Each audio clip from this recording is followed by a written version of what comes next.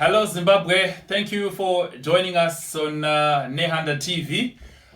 Today, once again, we are honored to have the Lion of Zimbabwe, Thomas Mukanya Mapfumo, joining us on the program as we approach Christmas and New Year. He joins us on the program.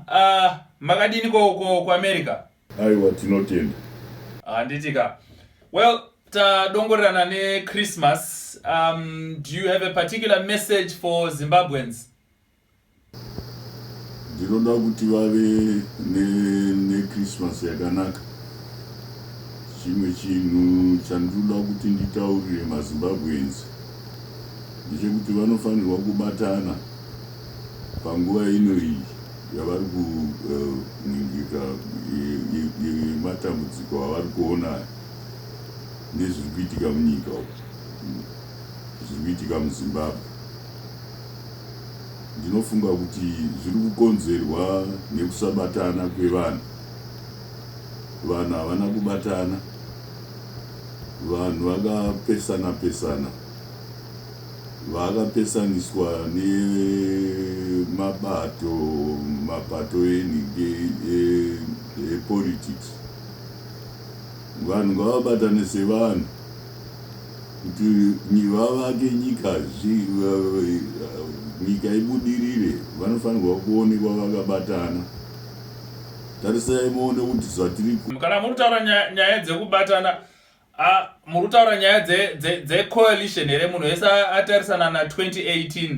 Saka imi muri kuti mabato anoita zvematongerwo enyika muZimbabwe vanofanira kubatana vaite contest under one candidate. Is that what you are saying?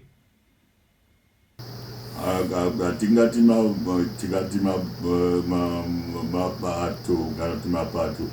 mabato ayo tikutaura vanhu pachezvavo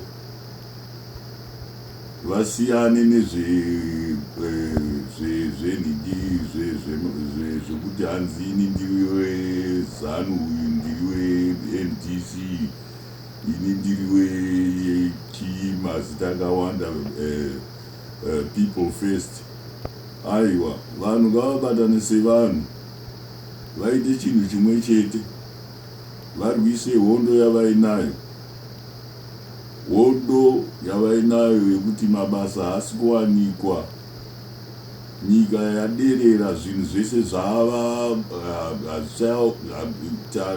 taapaya pekuti inonzi a point of no return pachirungu.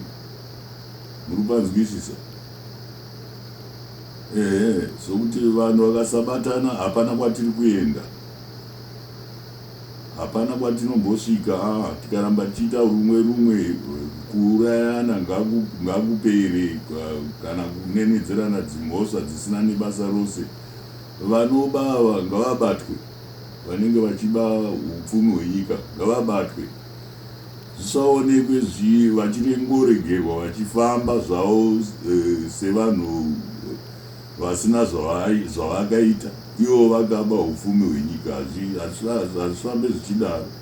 Pari zvino tine maexamples akati kuti evanhu vatingati vabatwa kana kuti vanyorwa mumapepa sevakaba, but tiri kuona havasi kusungwa, havasi kuendeswa kumatare ezvimhosva. Vana vakaita sana higher education minister Jonathan Moyo varunzi vakatora 500,000 yeZimdef, but nyaya yacho inenge isina kwairi kuenda. Munozvionawo seizvo? Haina kwairi kuenda nyaya iyi, nekuti havasirivo vega ka vaJonathan Moyo, havasirivo vega vaJonathan Moyo. Mari yavakatotora iyi mari shoma kune yakatorwa nevamwe. Munopanzwisisa? vaJonathan Moyo havasirivo vega vaderedza nyika. Aiwa, kune vamwe vakatora kupfuura zvaJonathan Moyo. Saka tiri kuti vanhu vakadaro ivava vanhu vadzosera kanyika pasi. Nyika yaimbova ndio bread basket yeAfrica. Nhasi taakunzi ndisu number 2 poorest country in the whole world. Havasi kuona kuti kwatiri kuenda hakuna kunaka.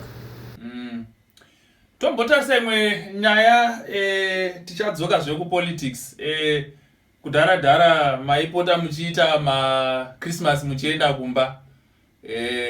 Saka mubvunzo watichangoramba tichingobvunza pese patinenge tichitaura nemi kuti pane Christmas here yatichazonzwanzi mukanyaenda kunoridza kuZimbabwe kana kuti izvo zvakatofa kudhara izvo. Hakuchanakidza kuenda kumba. Iye zvinezvi tine zvinhu zvakawanda. Tangadai takatodzokera kumba, amai vangu vakafa, ndakatadza kudzokera kumba ini. Nenyaya idzodzi nyaya dzematongerwo enyika. Vamwe vachindipomera mhosva dzandisina dzekuti hanzi ndakaba motikari, indisina kuba motikari. Zvimwewo zvinhu zvatinofanirwa kunge tichiongorora, tisangopomodzera vanhu mhosva dzavanenge vasina, nenzira yekuti kana kuti inini ndiri kuimba ndichishora zviri kuitika munyika. Ndiri chizvarwa chemuZimbabwe, zvandiri chizvarwa chemuZimbabwe, ndine maraitswo.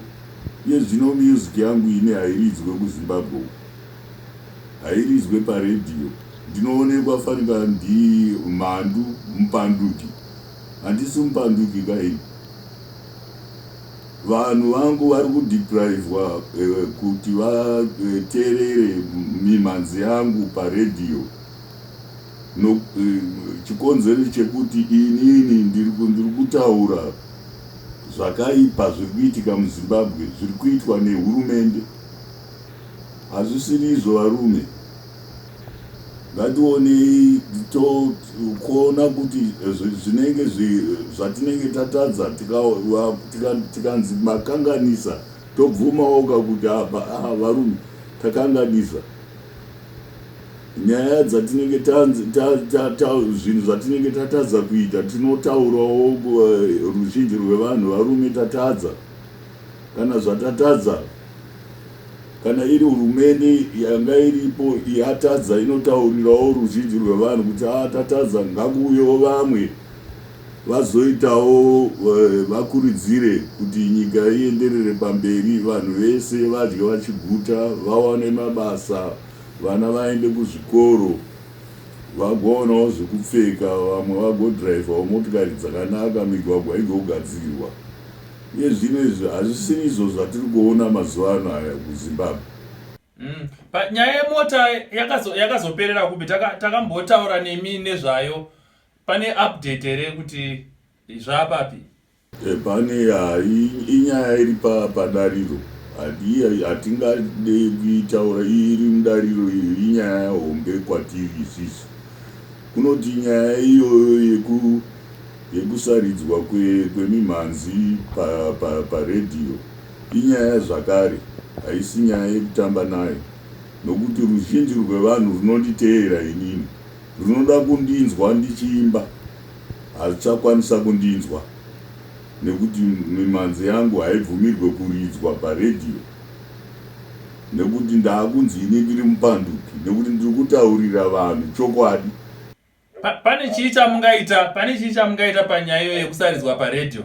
Aiwa, inyaya hombe kai, haisi nyaya yangu yekuti inini ndingaikwanise ndega. Inotoda matare, inotoda matare.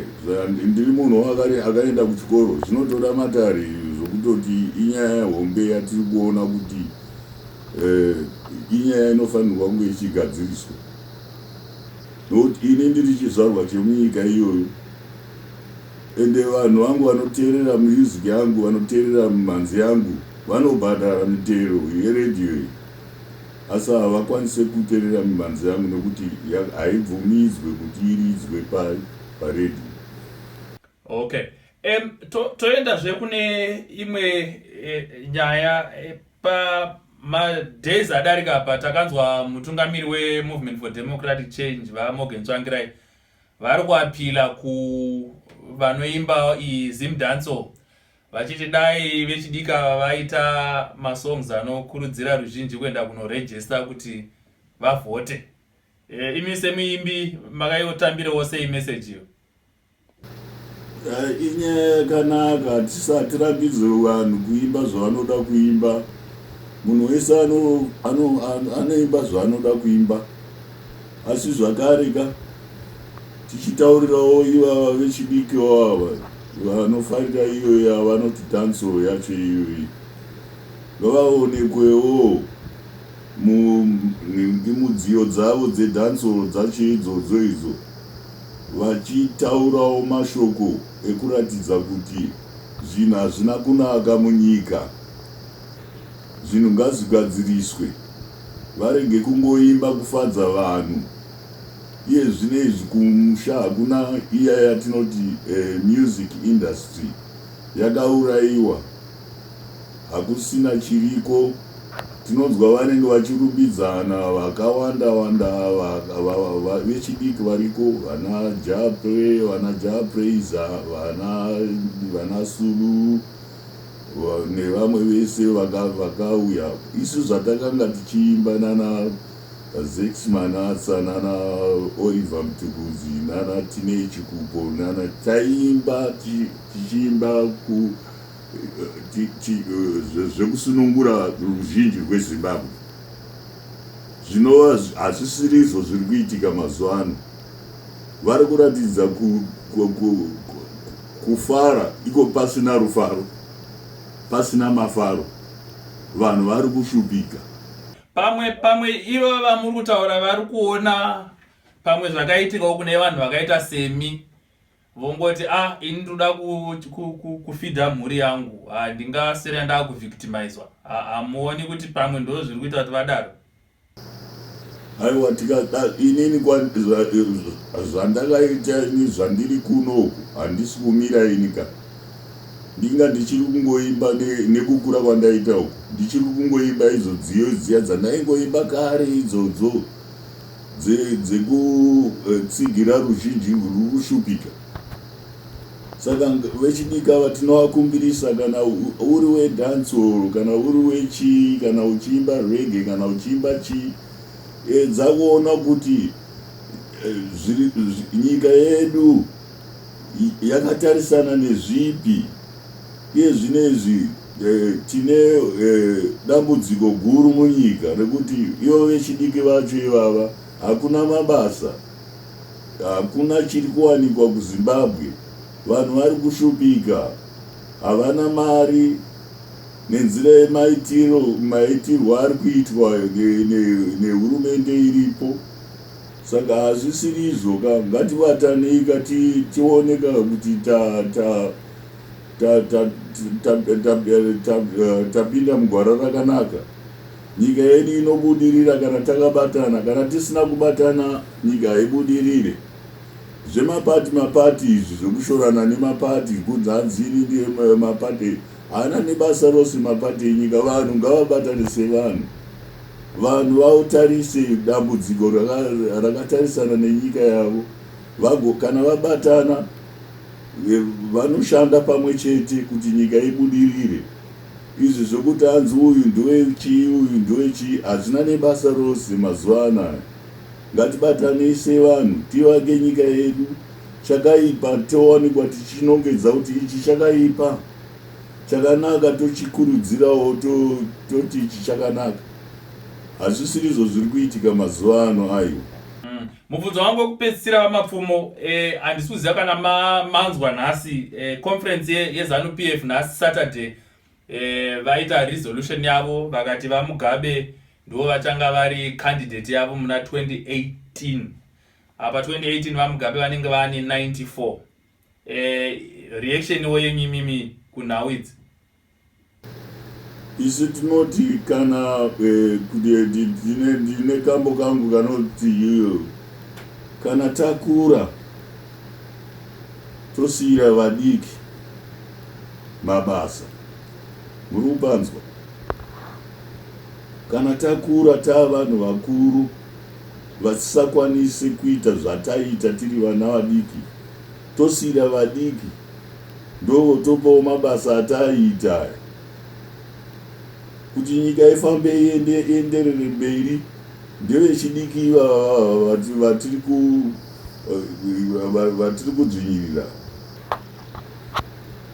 Kana mukuru wakura zvavaita izvozvo zvekuti vane 92, vanofanirwa kunge vachiregera vopawo kamunhu wechidiki kawo woenderera mberi nebasa. Hazvina nebasa kuti anobva kupi, akanga obva ikoko kupati yavo kuZANU-PF, kaangobva kana kuMDC kana Meno People First. Vechidiki ndo vanofanirwa kunge vachionekwa vachisiyirwa mabasa. Isu takura toita sei, toenda tonozorora kudzimba. Aiwa, thank you for joining us paNehanda TV vamapfumo. Ndingabvunzawo Christmas muri kuita chii? Hapana chatiri kuita mwana wamai, tiripo takamirira kuti tiende kuCanada tinombonotandara nevanhu vekuCanada tichiridza musi weNew Year. Ndofunga tichabva muno nendege kuenda kuEdmonton tozoenda kuToronto. Ndokwatichaenda paNew Year, ndokwatiri kuenda nechikwata cheBreaks Unlimited kunofadza vanhu. Asi ndinoda kuti ndikutaurire kuti kugara munyika dzevamwe hakufadze. Mufunge tinenge tichifarirawo kuti tigare kumba kwedu, kunyika kwedu, tichionawo zvinhu zvedu zvichibudirira. Saka tinokurudzira kuti dai munhu wese abatana, vanhu vese vabatana, vaona kuti nyika yedu yabudirira. Izvi zvemapatizvo hazvina nebasa rose. Vanhu ngavabatanise vanhu, vakurudzire nyika yavo. Mazvinziroka muri yeZimbabwe pano paNehanda TV. Thomas Mukanya mapfumo mainzwawo message yavo. Christmas neNew Year message ndeye unity. Hanzi dai tabatana zvinhu zvafamba muZimbabwe. Vamapfumo, thank you so much for your time as usual. Aiwa, tinotenda.